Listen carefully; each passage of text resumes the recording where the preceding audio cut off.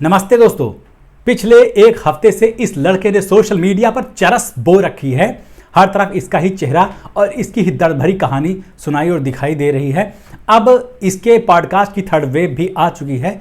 बड़े बड़े लोग इसका पॉडकास्ट कर रहे हैं और जल्दी ही इसकी मार्केट धूमधाम से इंटरनेशनल होने वाली है। अब ये बंदा एक पॉडकास्ट का 10,000 रुपये चार्ज कर रहा है। कुछ एक लोग इस सुविधा का लाभ उठा भी चुके हैं। जिन्होंने नहीं उठाया है अब उसको ये महंगा पड़ेगा, क्योंकि इसका रेट लगातार हर घंटे बढ़ता जा रहा है। स्टॉक मार्केट की तरह नहीं, स्टॉक मार्केट तो गिर भी जाता है लेकिन इसका भाव बढ़ता ही जा रहा है। लेकिन सच ये है कि जितनी दर्द भरी कहानी इसकी सुनी गई और जितना लोगों ने इस पर आंसू बहाए, टेसुए बहाए, अब इसका फ्रॉड खुल के सामने आ गया है। अब पता चला है कि रोने की एक्टिंग करना और अपनी दुख भरी कहानी सुनाना, पढ़ाई लिखाई, माँ बाप और वो 96 लाख रुपयों की गेमिंग वाला जो मामला था, वो सब महज एक फ्रॉड था और ये लोगों से और ज़्यादा पैसे ठगने के लिए इस्तेमाल किया गया है। और लगता है कि इसका जो विज़न है ना, वो पूरी तरह से सही नहीं है, क्योंकि अगर 96 लाख रुपए इसने ले रखे थे तो इसको 10-10 हज़ार रुपये पॉडकास्ट के लेके उसको चुकाने में बहुत टाइम लग जाएगा।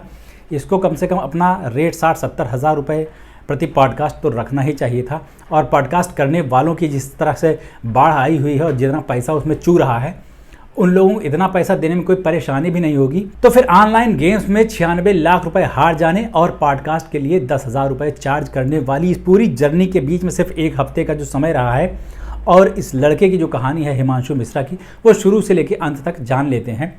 इसकी कहानी शुरू हुई थी पिछले हफ्ते। एक भैया जी हैं किसी न्यूज़ चैनल के, वो एक डिबेट शो करते हैं कनॉट प्लेस में जाके, तो वहीं पर ये बंदा उनको मिल गया और बातों बातों में इसने अपनी दुख भरी कहानी उनको सुना डाली कि मेरे ऊपर 96 लाख रुपए का कर्जा है और मेरी पढ़ाई अच्छी खासी चल रही थी। जेईई में मैंने अच्छा स्कोर किया था और उसके लिए जो फ़ीस दी गई वो सब मैं जुए में हार गया, लोगों से उधार लिया, फ्रॉड किया, माँ बाप के जो दवाई ववाई के पैसे थे वो भी हार गया और इस तरह से 96 लाख रुपए यानी 1 करोड़ रुपए के करीब मैं हार गया।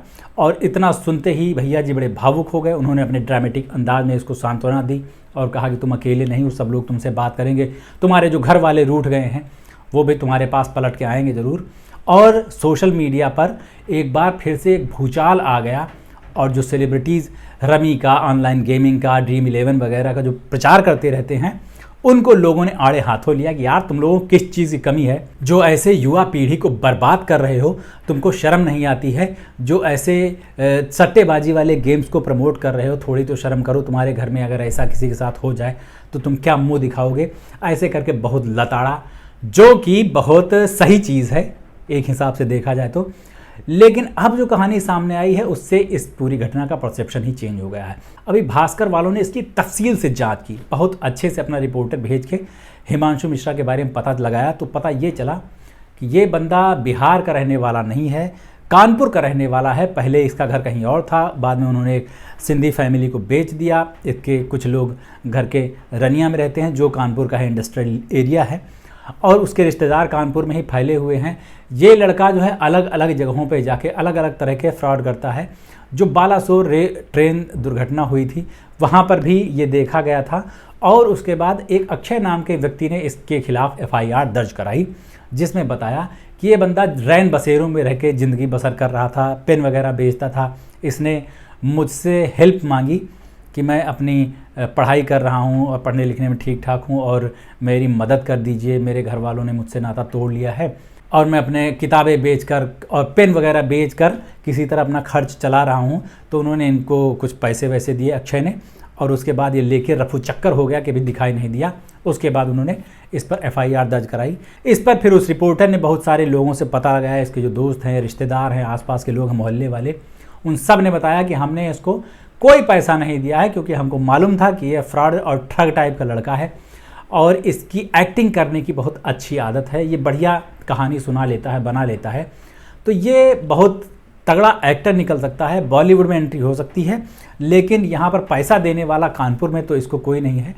लेकिन जो इसकी जो एक खूबी थी एक्टिंग करने की और फटाक से आंसू निकाल देने की और लोगों की भावनाओं को भुनाकर उनसे पैसे ऐंठता रहा, लेकिन थोड़ा बहुत हो सकता है गेमिंग में भी गया हो, लेकिन 96 लाख रुपए वाला आंकड़ा इसका झूठा प्रतीत होता है, क्योंकि इतना पैसा आज के समय में अगर कोई 2-3 हज़ार रुपये भी देता है तब भी बहुत ज़्यादा ठोक बजा कर देता है। महंगाई का ज़माना है, बेरोज़गारी का ज़माना है, लेकिन और इसके शक्ल देखते हुए, इसका जो हाव भाव है और इसके रंग ढंग है, इसका जो बैकग्राउंड है, उसको देखते हुए ऐसा नहीं लगता कि ये कोई करोड़पति रिश्तेदार या दोस्त होंगे इसके जो इसको एक बार में लाखों रुपए दे सकें। तो किसी भी तरह से करके, इवन ये चोरी भी अगर करता तब भी 96 लाख रुपए इसके लिए जुटाना बहुत बड़ी रकम होती, बहुत बड़ी बात होती।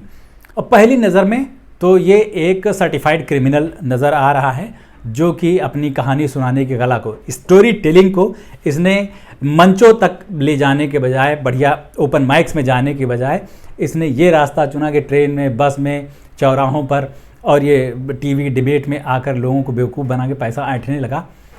और इसके बाद फिर ये जल्दी ही इसका एक्सपोज भी हो गया। नहीं तो वो वाला जो धंधा है ना, वो ज़्यादा बढ़िया रहता और मोटिवेशनल स्पीकर बन जाता, कोई बाबा बन जाता। कितने सारे बाबा लोग हैं, छोटे छोटे बच्चे आजकल बाबा बने जा रहे हैं। वो सारे, वो भी तो एक हिसाब से ठग ही हैं। वो रास्ता ना चुन के इसने ऐसे रोने गाने वाला और ऐसे पैसे इकट्ठे करने वाला रास्ता चुन लिया। इसमें 2 नुकसान हैं। सबसे पहली चीज़ तो एक्सपोज इसका जल्दी हो गया और अब ये हो सकता है कि जेल की सज़ा काटे। हालांकि इसकी हालत देखते हुए लग रहा है कि इसको किसी तरह का मानसिक रोग है और इसे इलाज की सख्त ज़रूरत है। लेकिन अगर ये न माना जाए, अगर इलाज और ये मानसिक रोग वाली बात मान ली जाए, तो फिर इसको क्रिमिनल माना जाएगा और फिर इसकी जेल में चक्की पिसिंग होगी। और दोनों ही कंडीशंस में इसके हाथ में आया सिर्फ और सिर्फ नुकसान। जितना पैसा इसने ठगी करके, पॉडकास्ट वगैरह करके कमाया होगा, उससे कई गुना ज़्यादा कोर्ट कचहरी में खर्च हो जाएगा। लेकिन अगर ये बाबा बनता या मोटिवेशनल स्पीकर बनता तो इसके सामने पूरा खुला आसमान था। कमाई इसकी कभी बंद नहीं होती। आजकल मैंने देखा कि छोटे छोटे टोटके करने वाले गाँव के जो बाबा होते हैं, वो लोग पूरी ज़िंदगी अय्याशी से रहते हैं। उनके पास दारू चली आ रही, मिठाई चली आ रही, पता नहीं कितनी सारी चीज़ें चली आती, खाने पीने की कोई कमी नहीं, और चेले उनके पूरे मार्केट में फैले रहते हैं। तो ऐसा कुछ धंधा कर सकता था अपनी इस स्किल का फ़ायदा उठाते हुए।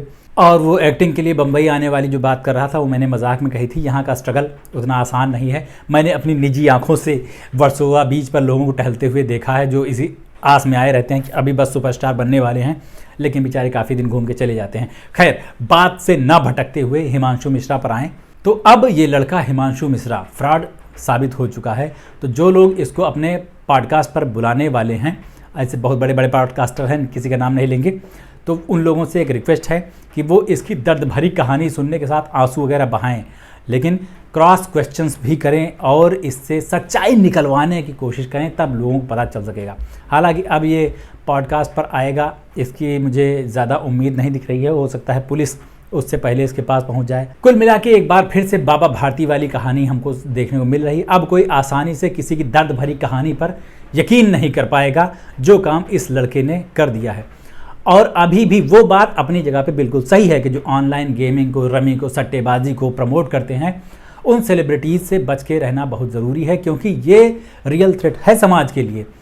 कुछ ही दिन पहले मैंने एक वीडियो देखा कि जिसमें एक पुलिस का सिपाही जो है वो बता रहा था कि वो 15 लाख रुपए हार गया है और उसको भी आत्महत्या करने का ही ख्याल आ रहा है।